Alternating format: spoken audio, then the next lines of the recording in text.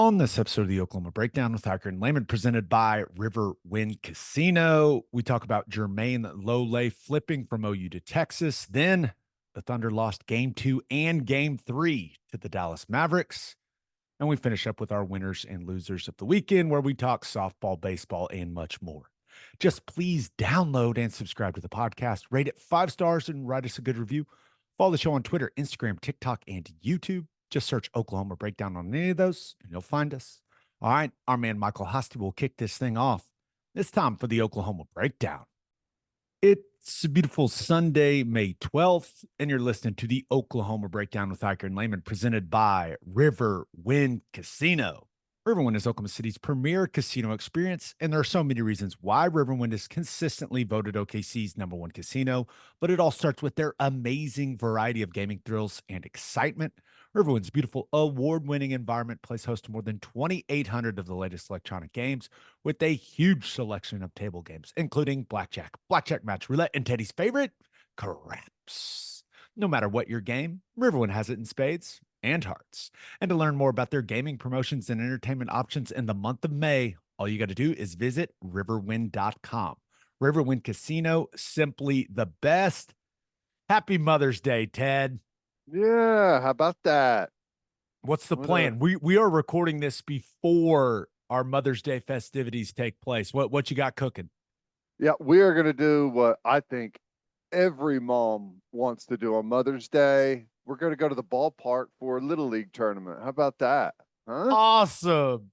I'm sure your wife amazing. is absolutely thrilled. It'll be good times, though. It'll be fun. Happy How Mother's about you Day. guys? In all seriousness, happy Mother's Day to all the mothers out there that listen to the podcast. You guys are superheroes, man. I don't know how you do it. Hope you all have an incredible Mother's Day. And to all the dads out there, I hope you made a plan. Just the simplest thing. It doesn't have to be elaborate. Just hope you made a plan. But all the mothers that listen, y'all deserve everything and more today. It's pretty simple for me. My wife wants to play golf. I am lucking out on Mother's Day. I've already made her breakfast sandwich that she likes, that I perfected over the years.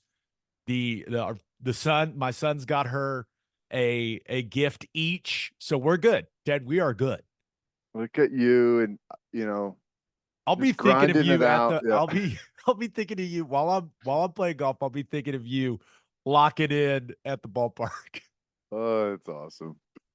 Okay, let's get to the OU football stuff, and really one main storyline to talk about this week for Sooners football, and that involves Louisville defensive tackle transfer Jermayne Lole. He was committed to Oklahoma, but he has flipped to Texas. Teddy, before we dive into some of the details of what happened, what was kind of your initial thought when you saw this? Well, I saw a lot of the reaction was like, oh, whatever, no big deal. And, to me, it doesn't necessarily change my opinion of what I think the defense can be.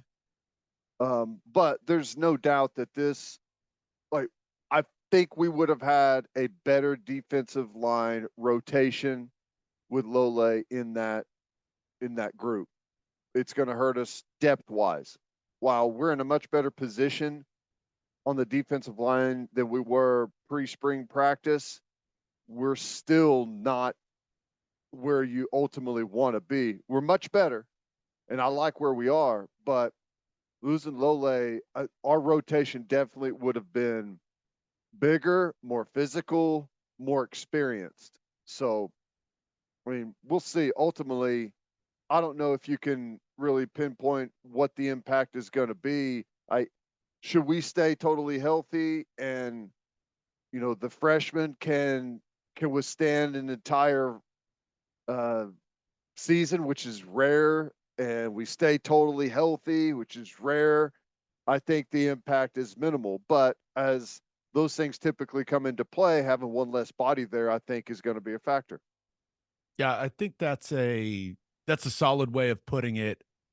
The coaches weren't thrilled that this Yeah, happened, right. especially when your head coach is a defensive guy. They know how important it is to have a solid rotation at the defensive tackle position, but I think it's safe to say that this all goes back to Dominic Williams choosing Oklahoma over a lot of other places.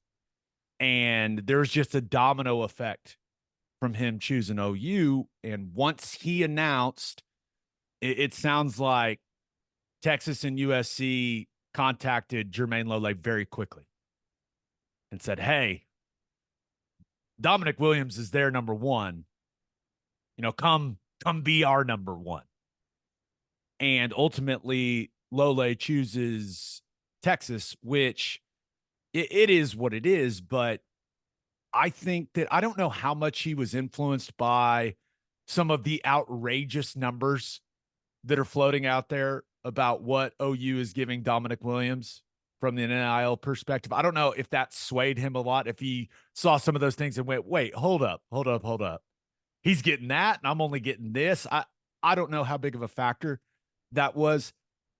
Ted, I think it's got to do more with playing time, in my opinion, because Lole had to look at that situation and go, Williams is most likely the starter. They also have Dejon Terry, who is a really solid player, and I think Dejon Terry's better than Jermayne Lole.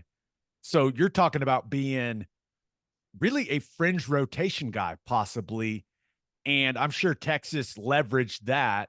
That's the smart thing to do. Leverage that situation. Go, hey, no. Come be our starting nose guard.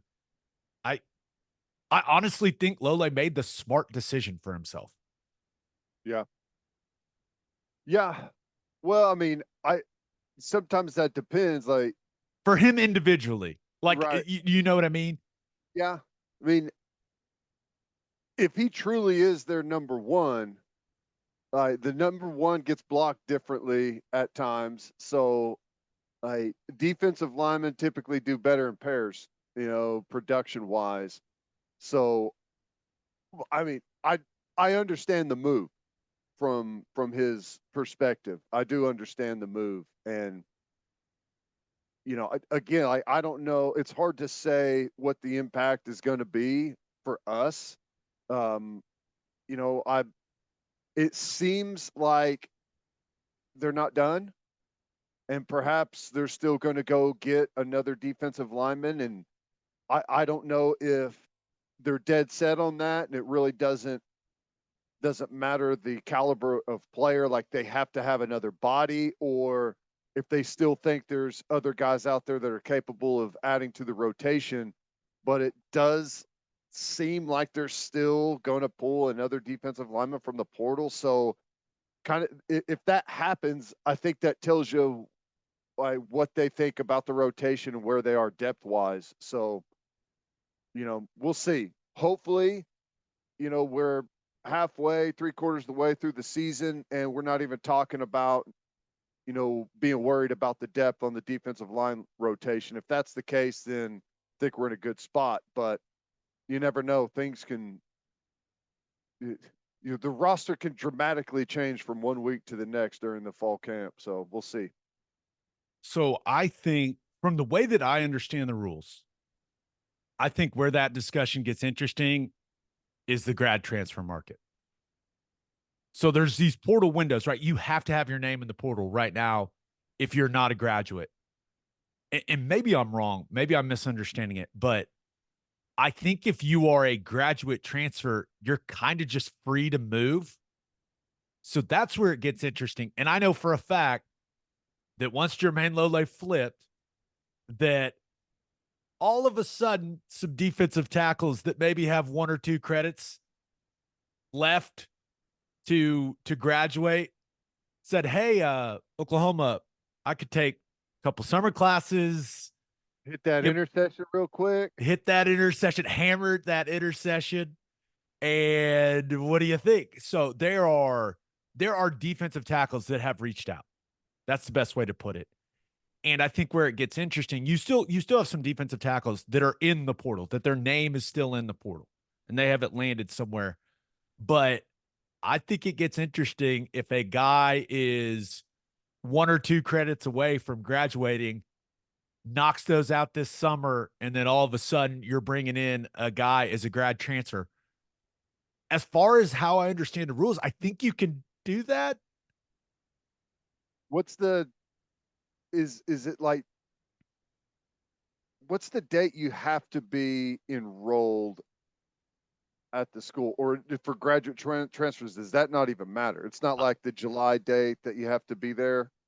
I think for a graduate transfer, as long as you go get your degree, it is like you could show up the next day. Nah, I'm out of here. I'll see you guys later. I, Yeah. I Well, yeah. so I think they're going to monitor that market closely. Now, maybe once again, I'm not completely dialed in to the transfer portal rules. It feels like they change every single day. I'm trying to figure them out, but I think grad transfers, I think that is an area that OU is going to have a keen eye on at the defensive tackle position.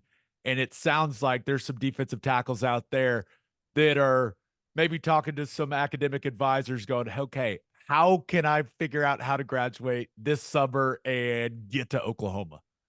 Yeah. It's funny. I often think about the transfer portal as, you know, it's got this name, and you almost picture a big, like um like an emergency command center on movies. Like they got the big screens up there, and there's a bunch of people standing around, and there's like busy workers in the background. It's like that's how the transfer portal's going at the NCAA, when in reality there's actually nobody home. There's nobody there, and no one has any idea what's happening in the transfer portal. You could do whatever you want. Just a very hands-off approach. Yeah, Just who it'll knows? be fine. I just a couple more thoughts on this entire situation for me. I think anyone that listened to our podcast when Lole committed probably could tell that I wasn't exactly high on him as a player. And I'll just kind of leave it at that. And I'm sure that he's going to be a nice rotational player for Texas. I do not expect him to be a big difference maker. That's not what I saw on tape. But he's old, he's mature, he's played a lot of football. You want to have mature guys at the line of scrimmage in the SEC. I view this kind of as a overall positive thing because I want to see Jaden Jackson and David Stone. Yeah. Those guys, those guys are going to be cornerstones of this program, and more specifically this defense, for the next 3 to 4 years. And honestly, I think forcing those, and forcing's not the right word, but those guys having to play more snaps now, I think overall it's a positive thing. Yeah. And if Lole, I think Lole was going to take some snaps away from those guys. And I don't know, Ted, for some reason, I'd rather just see those two guys get thrown in the fire. I want to see how they react to everything that comes with playing defensive line, not only at the D1 level, but in the SEC. When I saw Lole had flipped, and maybe they end up adding a grad transfer, and this becomes a stupid talking point, but I just want to see Jackson and Stone, man. I want to see the young pups out there. Yeah, I agree. And it's one of the things that we've talked about quite a bit is, at what point does, like, the portal is a great weapon and a tool to help you, sprinkle in some experience and talent in places where you're thin. But there's a trade-off with development for your younger guys. And, it's hard to find, where is that line? Where are we adding the right pieces to our roster and not crossing over the line of disrupting the development of our younger players? So, whenever I feel like we're in a good enough position on the high end, I do think that instead of bridging that gap with, a transfer portal player, sometimes it's going to be more beneficial, maybe short term, but definitely long term, in getting the development of your own roster. So, yeah, I mean, hopefully it all plays out well. There was one thing I wasn't I was very encouraged by that I was told about the situation, and that is Lole, he's got an agent, and they handled it all very professionally. Agent reaches out, explains why, good line of communication back and forth. And I was told Lole's agent's really good, does a nice job. It seems to have the best interest of all his clients at heart. And it sounds like Lole's agent was really impressed with how OU is operating from an NIL situation. We keep bringing that up. It keeps coming up in these conversations that these representatives are really impressed with the entire operation there at OU. And I was even told that this agent, he reps a lot of guys and he's going to be sending guys OU's way because of how impressed he was with it. Yeah. So overall, that I took that as a very positive thing. Ted, we continue to hear very positive reviews about how organized the NIL and how the coaching staff and all of that is just working together right now. Yeah, it seems that they've accomplished what is perhaps the impossible to kind of bridge the gap in all areas. And I think there's a lot of guys behind the scenes that do a really good job with that. Obviously, the folks over at the NIL, I think Curtis Lofton and his group are doing a really good job kind of bridging the gap between those two entities, the staff, the program, and the NIL. And do what you can while you can. Who knows, whenever the rules change, you'll have to adapt again at some point. But right now, it does feel like they're in a pretty good spot. And even if we're done and you just the free agency period is over for Oklahoma, like whenever you look at the roster, they've made some really good additions in the right places. Corner, D-line, running back, wide receiver, offensive line, tight end. I mean, they really hit all of the right spots, and we'll just see how those guys end up performing. Lole probably could have gone without the "I was on the wrong side of the Red River" quote. Yeah. That's one where, and this is a historic move. I know that Brennan Thompson went from Texas to OU via the portal, right? I think this is, and maybe I'm just not remembering it if it happened.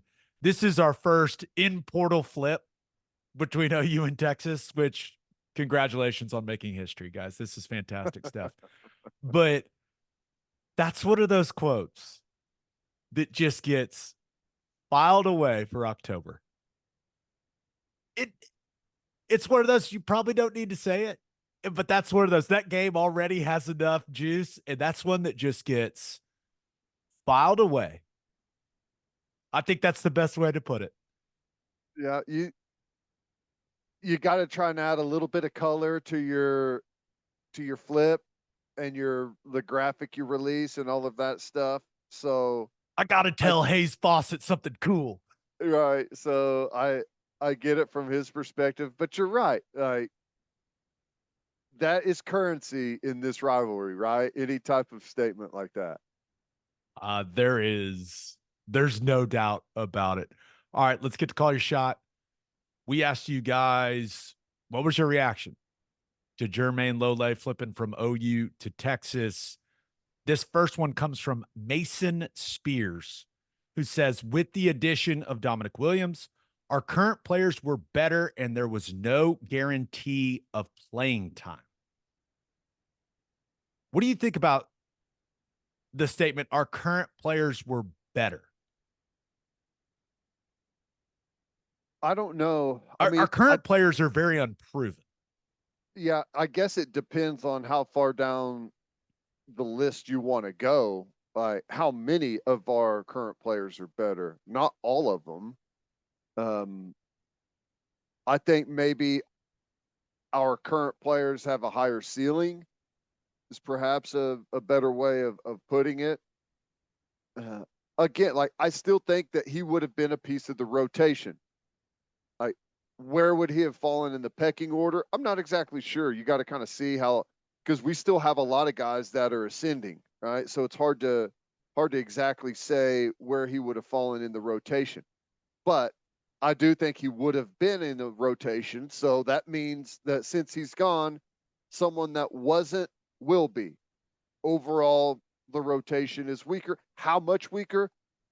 I don't know. And maybe it's weaker as you start off the season, but as those younger guys develop, maybe the rotation ends up being better. So I don't know that we can necessarily say what the total fallout is right now, but I think there's a chance our current players can be better. So I will agree with that. Yeah, I think when you look at the defensive tackle situation overall, as it sits right now, you're feeling really good about Dominic Williams. You're feeling good about Dejoun Terry. I think you're extremely encouraged, although he's unproven. Like some of the stuff that Grayson Halton has shown I throughout agree. the spring, I think you're really excited about what he can be this season. And then Jaden Jackson and David Stone, their potential as freshmen. I think Devon Sears has been a guy that has really stood out to them and how much better he's gotten.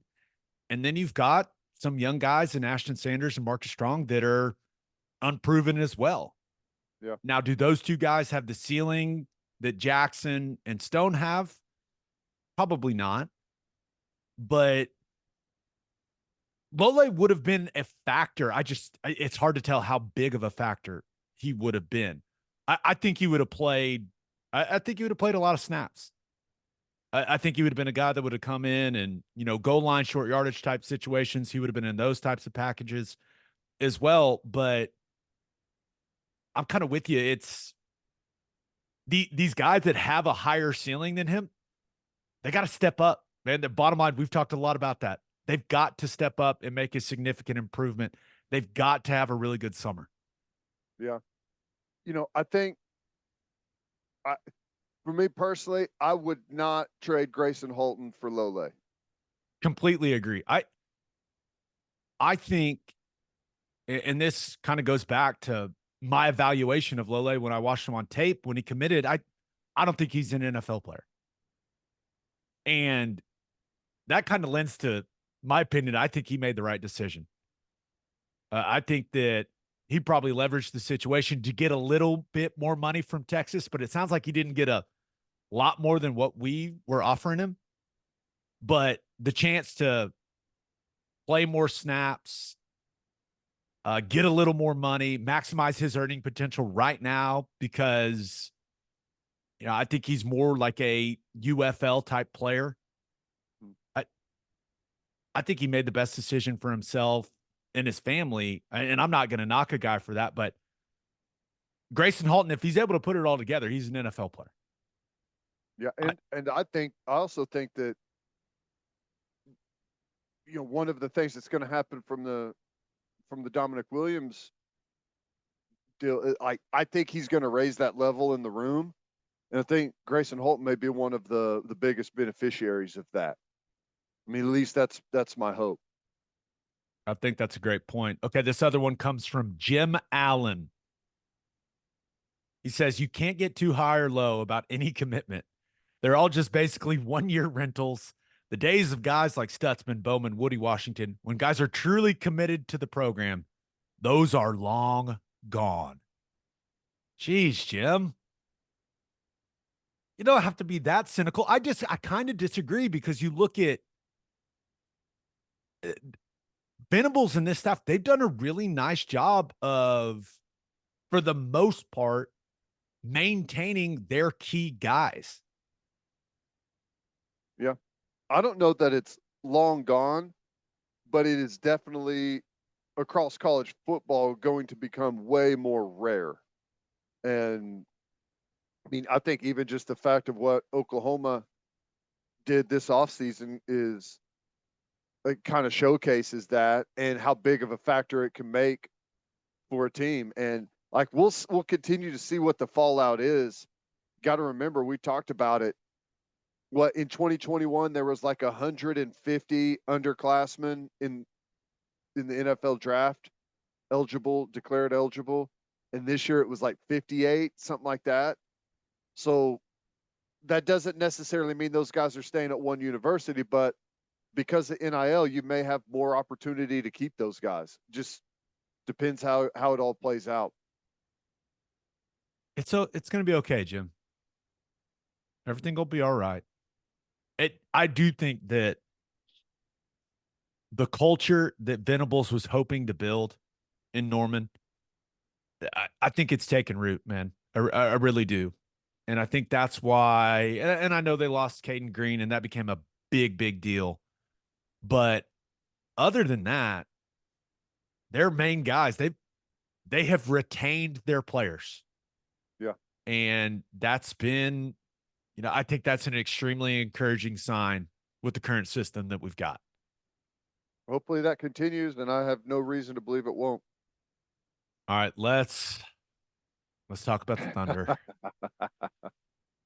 But first, Love's Travel Stops is now offering a nationwide 10-cent per gallon discount on gas and auto diesel. Just download the Love's Connect app and scan your barcode at the prompt on screen and watch that price drop 10 cents per gallon.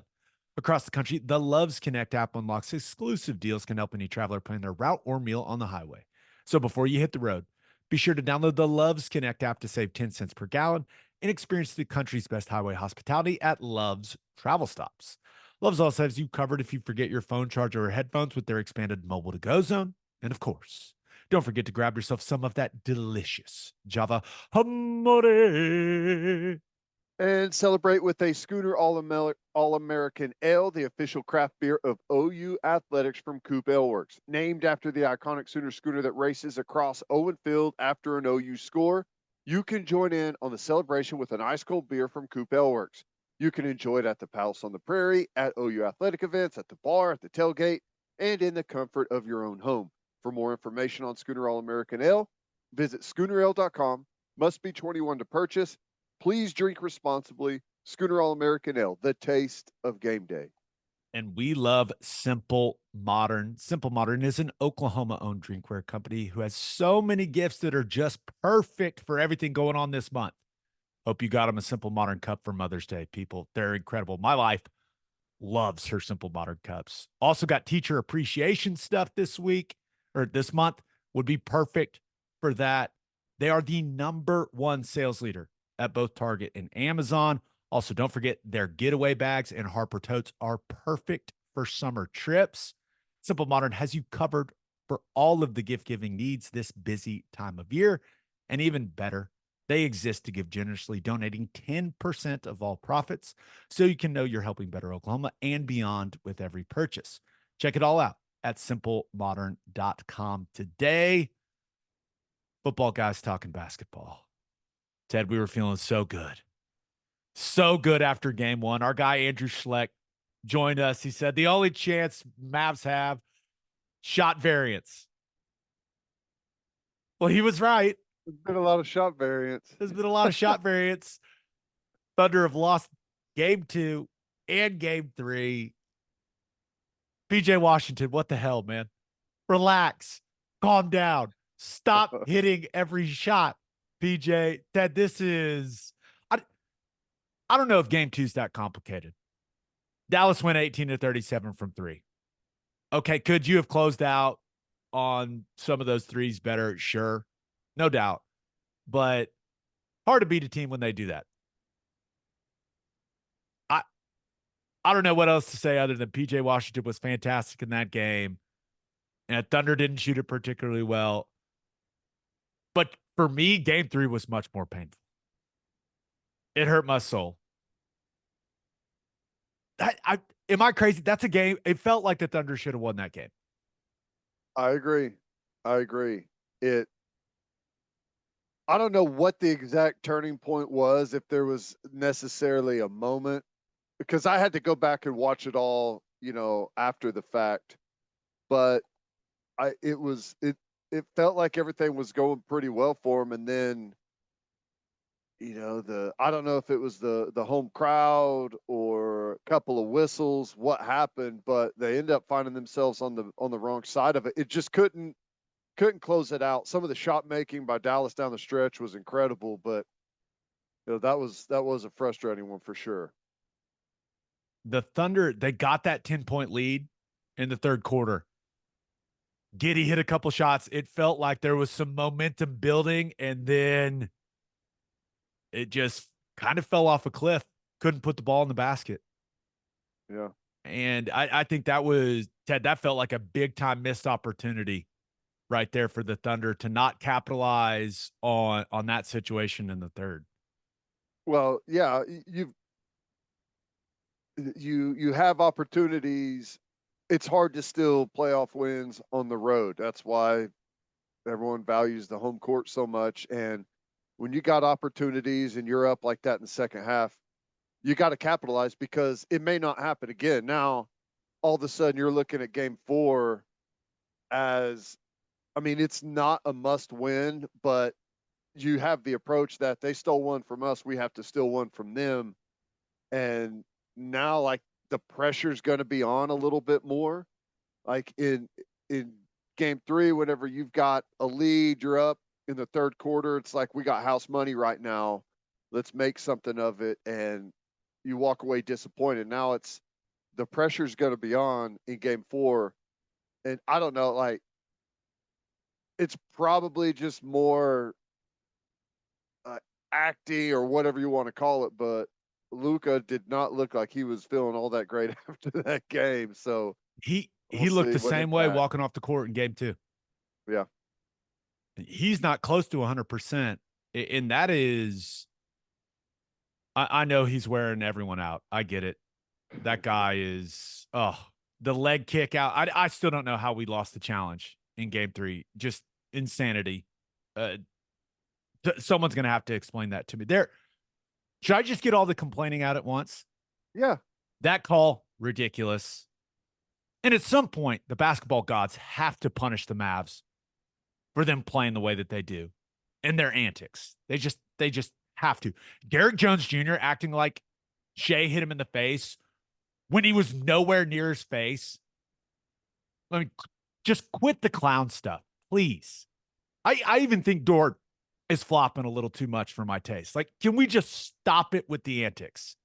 Just play the damn game. It's ridiculous. But the jump ball call, what, minute 35? Thunder down 3 points. Lou Dort clearly takes the ball. Luka never has possession. He gets it to J-Dub. He's right at the rim. Whistle blows. Who knows what ends up happening there? Likely would have been 102, 101. No one has explained that call. It was not a jump ball. Luka Doncic never had possession of the basketball. They lose the jump ball. That was insane. And it's like no one is talking about it. That was an absurd call. What was the, because I had to go back and watch later, what was the conversation on air about the call? Like, well, they never. QB Brown, it takes him a while, it takes Yeah. that he's actually, the fact that man is still able to do it at the level he's doing it at his age is props to that guy. I mean, you and I, we're going to be in a hole in the ground at that age, buddy. Sorry. But it is, they kind of just moved on because you had to. Yeah. But it was a massive call. And I just don't understand. Maybe I don't know some rule. I don't know. It was crazy. There was never simultaneous possession of the basketball because Luka never had it in his hands. No. Yeah. I wish I could clarify what went on for you, Gabe. I got nothing. I was just yelling at the TV, like, we're just moving on from this, like, acted like this was normal. It was insane. The Derrick Jones Jr. pretending to get hit in the face was just, don't do that. Just don't do that. The Mavs fan in the second half, whose 3-point symbol kept blocking the basket and you couldn't see whether or not the shot was going in, get your hand out of the way, buddy. Or relocate the camera. That was insane. We're trying to see if the shots are going in, and some guy's meaty paw is blocking the rim. Yeah, he probably got a text message from one of his buddies, and it's like, dude, I could see your hand every time. Keep doing it. Yeah, that was, I don't know. It's frustrating. And the Mavs have become like, They're so hateable. I know. That's what I was gonna say. It's like the And one Luka, dude, team. Luka's got that guy's got a potty mouth. And you know me, Ted. In a sports setting, I let it fly a little bit. You know me. Right. And that man in game 2, he was saying, and people's kids listen to this, so I'm not going to say what he was saying, but my goodness, every four-letter word you could think of, it just kind of to the ether, to the entire crowd. He'd pick individuals every once in a while, but oh my gosh, that guy was just letting it fly. And there is no one, maybe Draymond Green, there was no one that gets away with saying crazy stuff to the officials like Luka Doncic, other than Draymond. I mean, F word, it doesn't matter. Like, and they just eat it time after time after time. I think he slowly wears down their defenses to where they just like it's a nonstop onslaught of complaining, and at some point I'm guessing they just totally tune everything that he says out. I don't know, but you're right. Hateable is the best term for it. Winning and losing in the playoffs comes down to little things, in my opinion. And I think that applies to every sport. And I am not a basketball X's and O's expert. I'm not. But there was some lack of attention to detail stuff on the defensive end in the third quarter that stood out to me. And I when I'm watching the game, sometimes I'll write things down that really stand out so that we can talk about them on the pod. Late third quarter, Kyrie coming off a pick and roll. Aaron Wiggins looks like he's playing drop on Kyrie Irving. Then he just pulls up in rhythm, splash the three. Just like it's a shoot around shot for Kyrie Irving. What are we doing? That can't be the plan, Ted. That can't be the plan. And then into the third quarter, there's 2 seconds left. Gafford and Tim Hardaway Jr., little handoff exchange.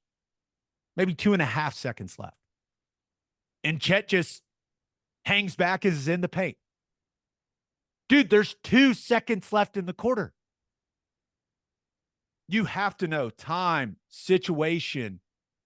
Like, you have to know those things. Tim Hardaway Jr. pulls up, uncontested, just right in rhythm.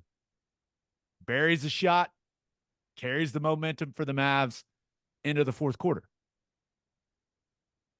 Isaiah Joe made one of the critical mistakes of the game, right? 2 minutes, 18 seconds to go in the fourth quarter. As you can tell, I have these memorized, which it's really bothering me. You're on a fast break. Why are you giving it up to Lou Dort? He's guarded by Luka. Force the issue. Put the ball in the deck. Make them declare what they're going to do defensively. He throws it away. Luka goes and lays it in. Massive play in the game. It's like these little tiny things, Ted, that I'm just so frustrated because the Thunder had every opportunity to win that basketball game. And it felt like these little tiny things were the reason that they didn't walk out of there with a win. And I know it's got to bother those guys a lot more than it bothers me. I know that. I'm fully aware. But, man, it bothers me. Well, I will tell you this. So while I was at the ballpark, I don't know, had a moment, whatever, in between innings or in between games, I'm not sure. I pulled my phone out, and the first thing I saw was a tweet you had that said, the Thunder season is over. And I was like, oh my God, what happened? I forgot about that. And some people are like, you're being so dramatic. Jalen Williams goes down. I mean, in an awkward looking sequence, he goes down. He's holding his leg. I can't tell whether he's holding his knee or his ankle. I'm fully aware he's had the ankle issue where he missed some games early in the season. At ABC, he's laying on the court for maybe 2 seconds. They're like, all right, and now a word from our sponsors. And cut to commercial. So you've got no idea what's happening. What body part is it? What's going on? Someone tell me anything. He's our second best player. If he's out, it is what it is. We just don't have much of a chance against the Mavericks because they need him to be really, really good, which that's another discussion. He has not been nearly as good as he's needed to be. He just hasn't. But that's why I had such a dramatic tweet. I was also hammering some Schooner All-American ale during the game. Guilty. Well, I I I saw that, and then like I said, it was just like a quick glance, and then I was back out there with the baseball. So I operated off of that tweet for an extended period of time. I was happy to hear later on that he came back in the game. I was like, oh, thank God. He came back, but they just cut to commercial, didn't show a replay, didn't show anything. I was basically like, oh my gosh, they're gonna have to amputate his leg. Season's over. That's just, now it was dramatic, but you know what? We're so back in, man. It feels so good to be this stressed and this emotional and over the top about Thunder basketball. Dude, I hate it and I love it. Well, let me ask you this. Okay, after watching game one and then seeing the last two games, like, where do you think the series sits? Like, and I know what the overall the record is, the score is right now. Like, do you feel confident that the changes, the tweaks, the better play on some of the detailed stuff, are you confident that we're going to get that? I'm not going to doubt this team. I think here is through 3 games. Here's my number one thought. You got to start treating PJ Washington with more respect. I think with what he's done in game 2 and game 3, you got to be better on closeouts on him. And you can say, well, he's not going to hit X%, but listen, he is hitting them. He is. So you got to adjust to that. And then, because he's the difference in the series. What's because there's always a push and pull. If you've got to give more respect there, like what's the takeaway? What are you giving away? You understand what I'm saying? Like, I think, I don't know if they're treating Luka Doncic. I think they're giving him too much respect with where he's at physically right now. Gotcha. I don't think he's himself. I just don't think. Now, there are stretches in game 2 and game 3 where he just looked excellent. Yeah. But he's worn down. What do you end up with, 20, 22, something like that? Yeah, so it's trust Dort, help a little less. Like, because he just has a gravitational pull as an offensive player. Mm-hmm. He does, but he's not himself. So force him to hit shots over Dort and stop leaving PJ Washington wide open in the corner to bury threes. Yeah, you can withstand Luka, if he's in the range of like low 20s to low 30s, like you can manage that. But you can't manage a role player burying threes at the rate that Washington is. So I'm with you there. I think that's probably an adjustment they make. And then Shea can't do it all by himself on offense. Chet Holmgren is, I think, 3 of 13 from 3 in the series. Now, he's been so good protecting the rim and doing some of those things. Now, he needs to be better on the defensive rebound. There are too many offensive rebounds for the Mavs, especially early in that game, in game 3. But they need someone else to step up offensively. Jalen Williams, he's supposed to be a future all-star, right? Got to score more than 16 points, man. Yeah. You can't get outplayed by PJ Washington. It just can't happen if you're the guy that we think you are. His handle has to be tighter. I would love to see Jalen Williams get an offensive foul. To just put his shoulder down and go through someone and get called for an offensive foul. Just show me that. Show me that level of physicality and aggression. Because Dallas is getting away with a hell of a lot. And that's where he's just, I think he's got to be more aggressive, more assertive offensively, and he's got to score more. Shea has been, he's been the guy that we think he is. With Chet, shot looks his, off. Yeah, that's what I was about to ask. Like, volume wise, is that about where he needs to be from three? He just needs to hit more, or do you feel like he's kind of settling for? He's got to take open threes, and he clearly needs to hit some of them, because if they can just sag off on him, that makes it more difficult for all the driving kick stuff that the Thunder want to do, and it makes it more difficult for Shea to get to his spots. Makes it more difficult for Jalen Williams to get to the rim. If they're going to leave it open, he's got to take them.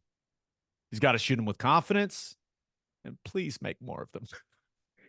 Well, you could talk about a whole bunch of things, right? Rotations and calls, whistles, everything. But if you just make more of those threes, it all looks a lot better, right? No doubt. And I will say, this series is fun. And it's fun in this little niche, like this little OU football fan niche, because there's a whole lot of Thunder fans and there's a whole lot of Dallas Mavericks fans that are OU football fans. And I've got people following me. One guy told me I'm the biggest douchebag ever. I go to his profile, Boomer Sooner in the bio, and he follows me on Twitter. And I was like, yes. Are people able to compartmentalize, and as soon as the NBA season's over, we can put all that aside and then we're back singularly focused? Oh yeah. That, I mean, Sooners football is what unites us. But it is kind of funny. It's like this little divide in the OU football fan base, and I don't know, it just makes it fun, man. And this could be a thing for years. Yeah, we feel really good about the Thunder's future. Yeah, I think it's a lot of fun, and I quickly have developed a hate for the Dallas Mavericks and their fans. It's great. I love it. Yeah, no, I'm with you. I think it'll be fun to develop, and I know it's always kind of been there a little bit, but develop a new rivalry with some new players. And I mean, you got a feeling that it could end up being the two teams in the West at some point. I mean, obviously Denver's still there and they've got staying power, so we'll see, but it's got a explosive dynamic to it, that's for sure. It is. It's great. It's great. Let's finish up with our winners and losers of the weekend. But first, all you grill masters, listen up. Didier Ranch delivers premium quality beef that is 100% raised in Oklahoma right to your front door. Go to didierranch.com, DIDIER ranch.com to order one of their premium quality beef boxes and use promo code Oklahoma15 for 15% off your order. Filet, ribeye, New York strips, sirloin, steak burgers, they've got it all, and they ship anywhere in the continental U.S., and Oklahomans get deliveries in just 1 to 2 days. The only thing better than having a lot of premium beef on the O&D line is having premium beef delivered right to your front door. Didier Ranch, tradition tastes better. And head to the garage for hand smashed patties, butter toasted buns, and some ice cold beer. It's the perfect spot to watch any big game.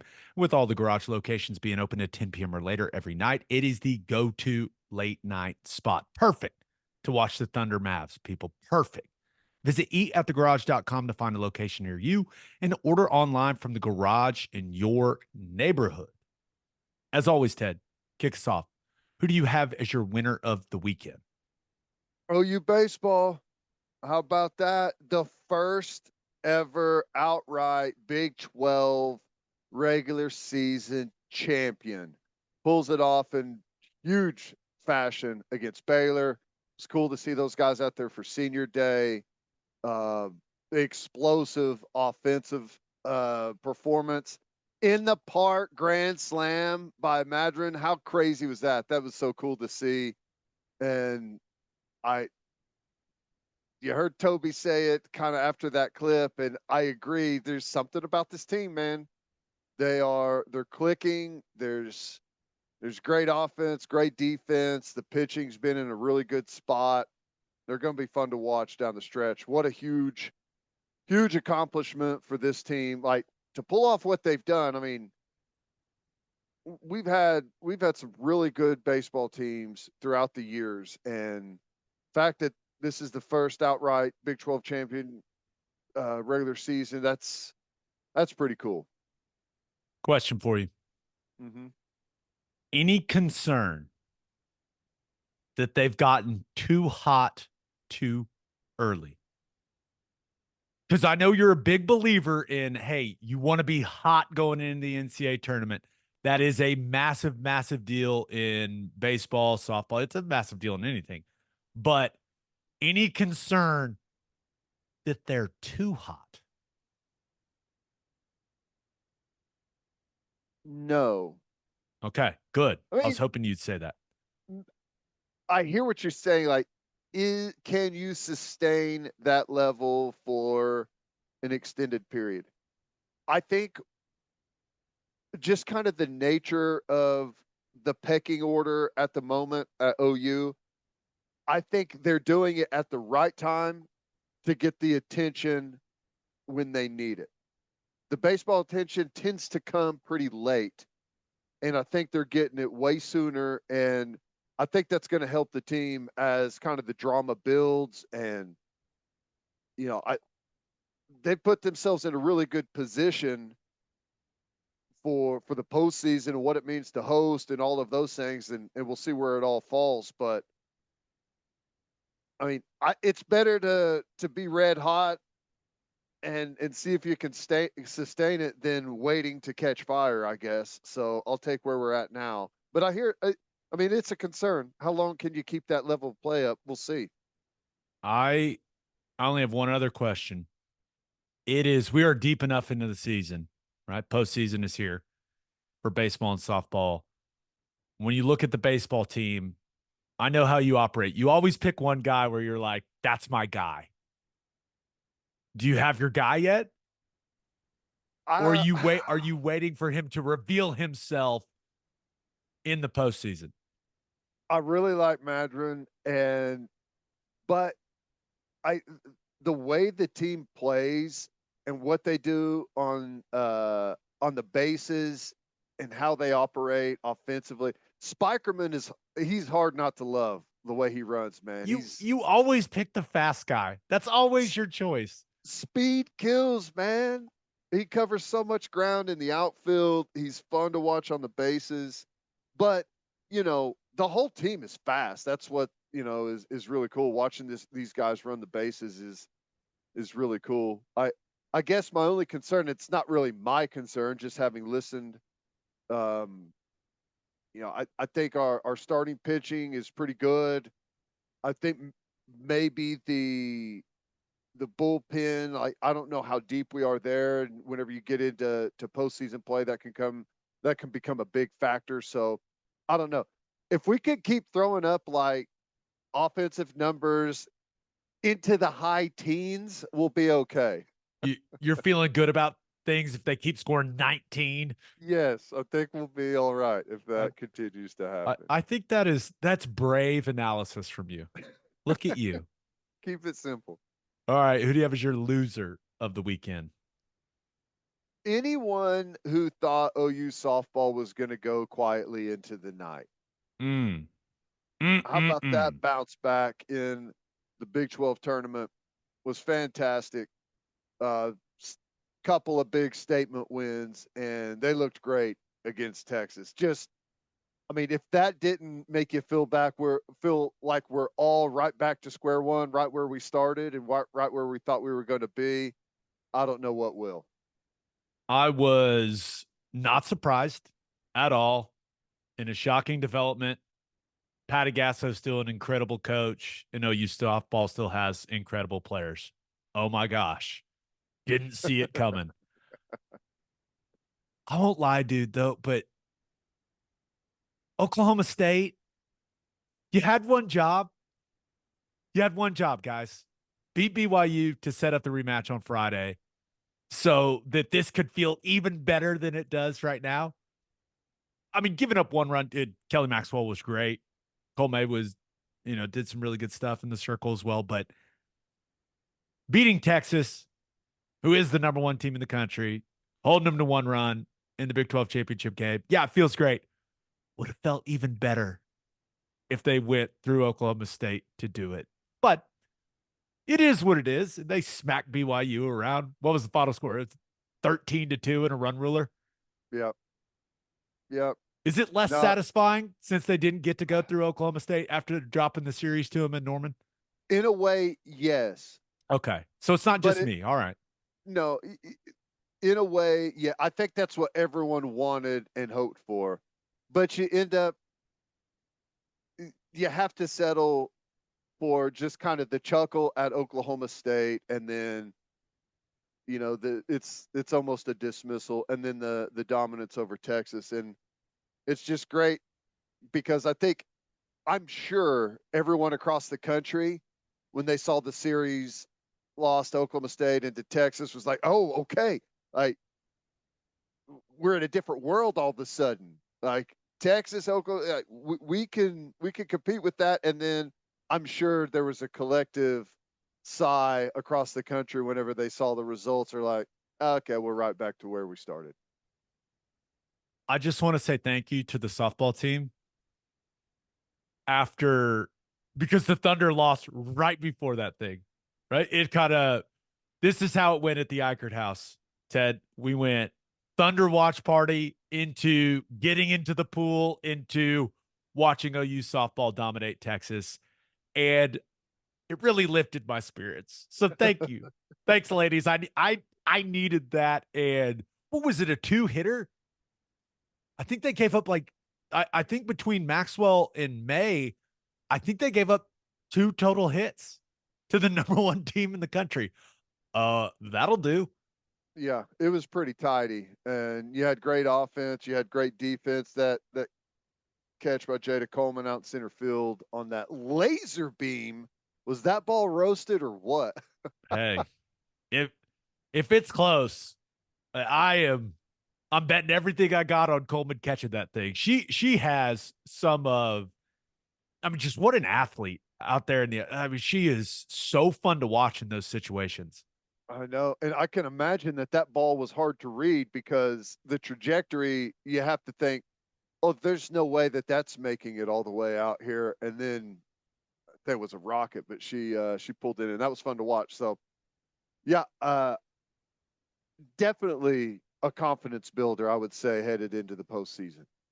And just in case anyone out there is like, oh, OU softball's lost a step, I think Ella Parker was MVP. Freshman. Big time. Good luck. Have fun. Still got it. You're in trouble. Also working on getting Patty on this is if I'm not mistaken, Ted, this is the week she's come on the last couple of years, right? Usually, yeah. Before they start the regional. We're working on it. We've seen some of the seeding and stuff like that, been able to ask her about it. So yeah, good stuff. Text messages are being sent as we record. Nice. Working on it. All right, let's get to my winner and loser. But first, attention business owners, you need Insurica in your life. Insurica is one of the country's largest insurance brokers with 30 offices throughout Oklahoma, Texas, and the Southwest. Insurica is able to customize programs by accessing the latest information from many insurance carriers. They compare and contrast coverage offerings and pricing in order to design a cost-effective, comprehensive program to meet your business's specific needs. If your business partners with Insurica, you'll save huge amounts of money and take back control of your total cost of risk. If your business wants to be best in class, connect with Insurica at Insurica.com. That's INSURICA.com. And head to opolisclothing.com for our podcast merchandise and the best OU gear out there. That's OPOLIS clothing.com. Use promo code TED, TED, for 10% off. That's opolisclothing.com. Use promo code TED for 10% off. Buttery soft and 10% off. For my winner of the weekend, I'm going with Michigan running back Donovan Edwards. Okay. Did you see the leaked cover of EA Sports College Football? Yeah. Do we think that's the real cover? Do we think it's actually leaked? Do we think that's it? I got no reason, I guess, to say that it's not. I would say it would be very smart of EA Sports or whoever to leak a couple of different variations, maybe to draw a bunch of interest beforehand. But I don't know. It's like floating a political candidate out there. Kinda. Yeah. Yeah. See the reaction, see how the people react to it. That's right. Yeah. But good for him. I didn't realize he was front and center college football video game material. He's Of a all, really, really good yeah, running back. But of I did all, of all did the not see that players, coming. it's kind of, it's would not have been who you would definitely gone right to for the selection, but I guess like it makes sense considering they're the defending champion at the moment, so they've got to have some strong representation. Yeah, I completely agree, and I think that has a lot to do with it. But I mean, Mason Graham is the best player on their team coming back, the defensive tackle. Yeah. Are they just discriminating against defensive tackles by not putting him front and center? That's usually how it works. I mean, how many defensive tackles have been on the cover of video games? It's not a long list. Fair. Fair. Very fair. But yours is right there, man. Of course. Your guy. Who else? They, So the players that are visible, where you can clearly see their name and number, it's Donovan Edwards, the running back from Michigan. It's Quinn Ewers from Texas. Travis Hunter from Colorado. Quinshawn Judkins, who, reminder, he transferred. He's no longer at Ole Miss. He's at Ohio State now. They've got a lot of good running backs. You can see Jalen Milroe from Bama, and you can see Carson Beck, Georgia's quarterback. Is that because that's got to be the premier group of guys, right? If those are the guys that are front and center on the game. OU does have a guy. We'll get to that. well, I mean, yeah, I think those are your big names on there.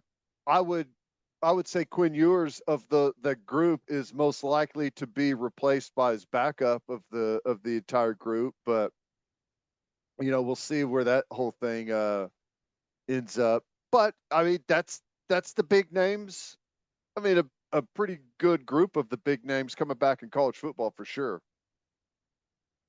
How do you think Dion took Shedeur Sanders not being on there and Travis Hunter being on there instead? Well or not well? He was probably frustrated that he wasn't pictured on there himself as the coach walking the sideline. Fair enough. That's fair enough. We'll see if this ends up being the actual cover or not. It got leaked. Who knows if it is or not. OU is represented on the cover, but who is this, Ted? Help me understand. Who is that? Is that a 31? Is that a 91? Is that a 81? Who is this person? I don't know. There's not an 81 on the roster, I don't think. And it's not Mark Andrews. It's not Obo. I don't know who that is. Why'd they give them such a thin forearm? I feel like we could have gone a little more thickness in the forearm. That's why I'm saying I know it's not Obo. He's got much more defined of a build. I don't know. It's a very random thing to do. Does it feel, my initial reaction was that is an AI generated image of an Oklahoma football player. That was my initial reaction. I was like, they just typed in, put in an OU guy where you can't see the OU. The number's ambiguous, but this will prevent their fan base from losing it on us because we know that they're crazy. Because OU is What the only Jordan school, and the guy's wearing a Jordan glove, the only Jordan school that's got red, crimson. So we know it's an OU guy. so if you think it's AI generated, is there a chance that the artificial intelligence has pulled all the information from the message boards out there and is predicting a graduate transfer that we just don't know yet that's going to be a big time addition for college football this upcoming fall? I absolutely love that theory. What a take. That's the grad transfer defensive tackle we were talking about earlier. It's him. Unfortunately, He's going to wear 91. artificial intelligence hasn't gotten past I think it takes at face value. My brother's sister's dentist heard that so and so is getting into the transfer portal. Artificial intelligence hasn't figured out how to sift through that stuff yet.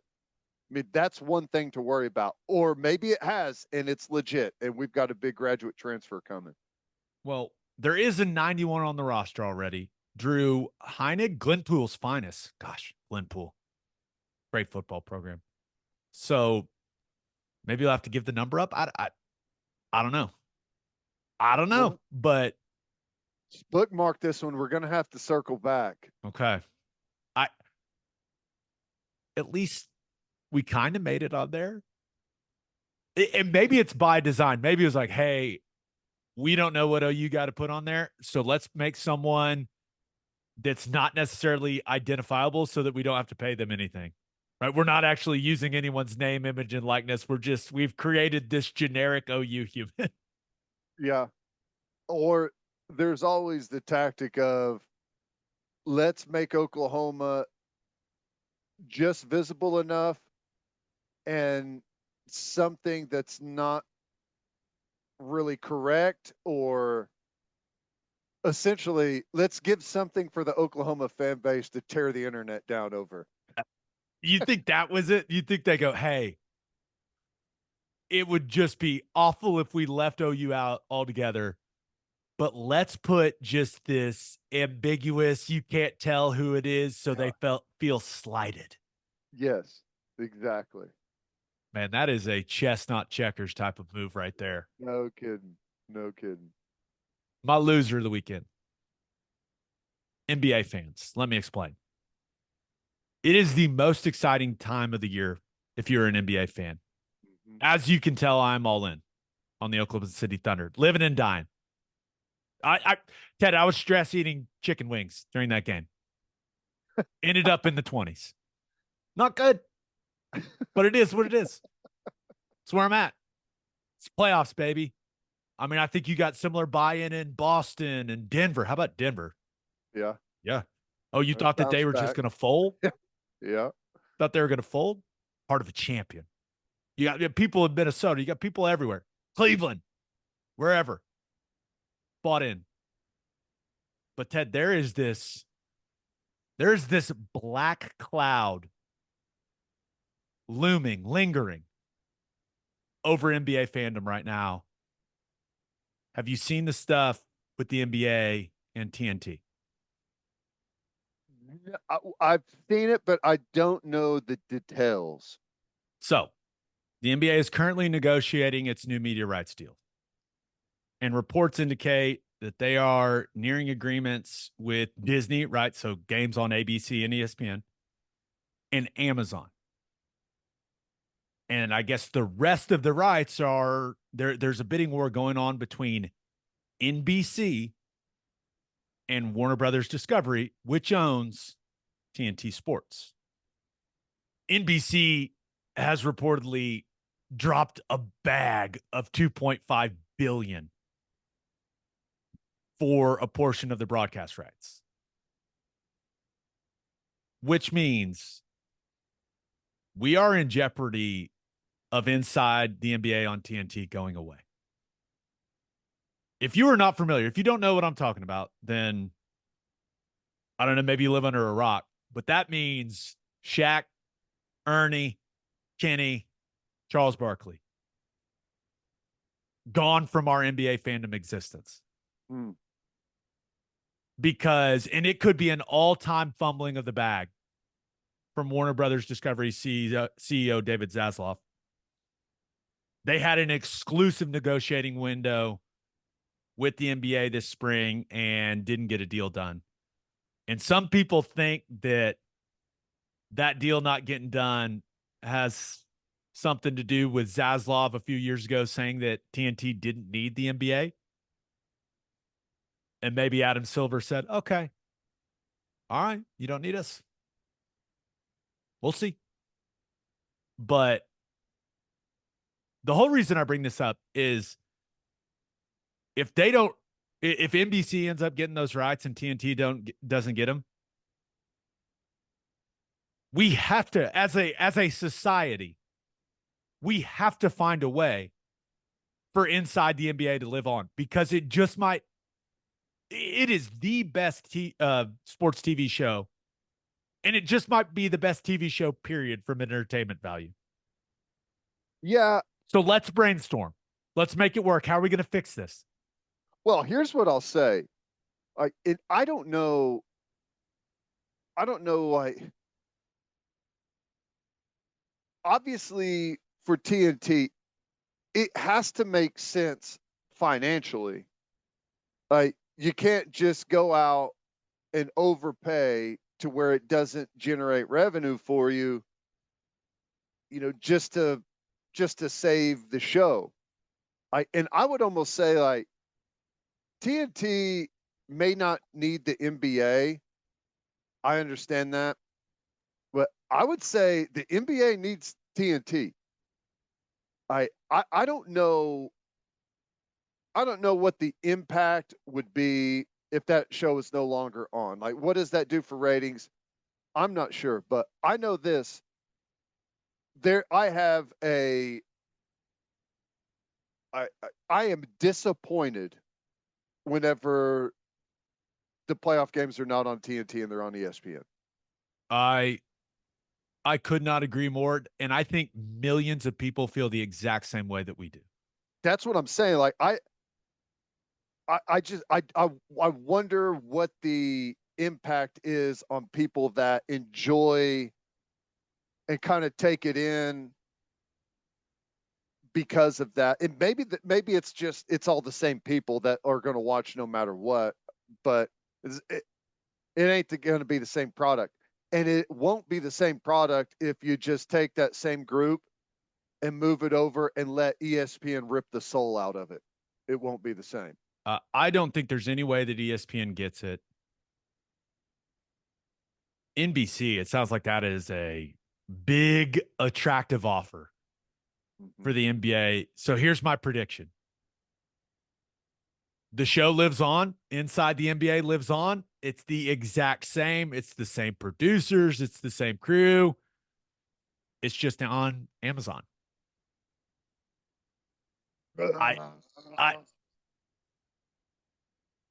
I know that makes you want to vomit, because no one loves streaming television more than you do. But I just, if TNT is not going to win the bid, then if you're Amazon, you just have to go, yeah, guys, no. Keep everything the same. Everyone loves your show. We're just going to put it on Prime Video. You're going to have to open the app to watch these guys. And I guess there's a chance it could be even better. That's what I was thinking. Couldn't you see Amazon saying, hey, say whatever you want? Which they kind of do already, but I mean, you could definitely pull another layer off of it. Completely uncensored Shaq and Charles Barkley on Amazon Prime, on Amazon Video, whatever it's called, Prime Video. I kind of love the idea of it, but I don't know what's going to happen. But this is this thing, like, everyone's so excited about the NBA playoffs right now, and one of maybe the best thing about NBA coverage is, like, the future of it is very uncertain currently. How long has that group been together? A long time. And remember, they kind of incorporated Shaq once he retired and everything. But Yeah. yeah, I mean, they've been together for a really long time, man. The Yep. show's been on for forever. So You I don't you know what's going to can't. happen, man, but we can't let it go away. We just that cannot happen. It can't go away, and it can't. It can't go some like everyone agrees, right? That aside from the Amazon, which I hope they would say hands off. Listen, you guys know what you're doing. Run with it. If it's anywhere else, they'll try and rip the soul out of it. Yeah, that's just how it goes. I mean, it's Hey, Amazon, it's TNT, Amazon, or nothing, and it may just be TNT or nothing. maybe the NBA realizes how valuable that show is, and they're like, "Hey, we're going to take a little less from TNT." I doubt that, though. The NBA I is mean, not in the business of taking the worst offer. well, they they have a duty to get the most money that they can, and they will do that. You have to be able to convince whoever that it's in our best, like it's worth more overall to keep this show, even if the bid is not the highest. That seems, I don't know. I don't know what's going to happen. I'm confident that the NBA is going to find a way to keep that show alive. And this leads to another conversation. Okay, what do their contracts look like? Can they just go to Amazon and do it? Non-competes are under fire. I don't know if people are paying attention to what's going on in the news right now. I don't know if those things even I don't even think they mean anything anymore from what I gather. But I don't know. All I know is I do not want to live in a world where I can't turn that show on because it is, dude, it's so entertaining. Is it the best basketball analysis you're going to get? No. Give me Tim Legler, maybe solo by himself, breaking down some of the things he saw in a game. I don't know why that guy isn't a bigger star. He's incredible as an analyst, but there's just nothing that competes with the entertainment value of Inside the NBA. Because you literally never know what's about to happen. Shaq and Charles may be within inches of a fist fight, or they may be on the ground rolling in laughter over something that just happened. There is a very wide range of things that could go down. Chuck Street Meat is the current thing. So, oh, please figure it out. NBA, NBC, Amazon, TNT, whoever, just don't take it from us, please. Birthday shout outs. Happy 30th birthday, the big 3-0 to Bradley Kronk. And happy 60th birthday to Trent Kronk. And happy graduation. Look at the graduation shout out to Jacob Meyer. Nice. On that note, episode 421 in the books. Mothers, you're incredible. Keep doing what you do. I'm not sure you get the appreciation you deserve, but we're trying. All the men out here, we're trying. We're trying to show it, I promise. And hey, mothers out there, if your husband maybe didn't live up to what your expectations were this Mother's Day, just give him a second chance. Let him try to make it up to you. Don't Let him disappoint you next Mother's Day. Yeah, too. yeah, just, we're trying to help anyone out there that maybe didn't play it accordingly. We'll have a new podcast that'll drop on Wednesday. Just a reminder, please subscribe to the podcast wherever you listen to podcasts. Please subscribe to our YouTube channel. Hope you all have a great start to your week. And until next time, we appreciate you all for listening to what you always do, Oklahoma. Take care of each other.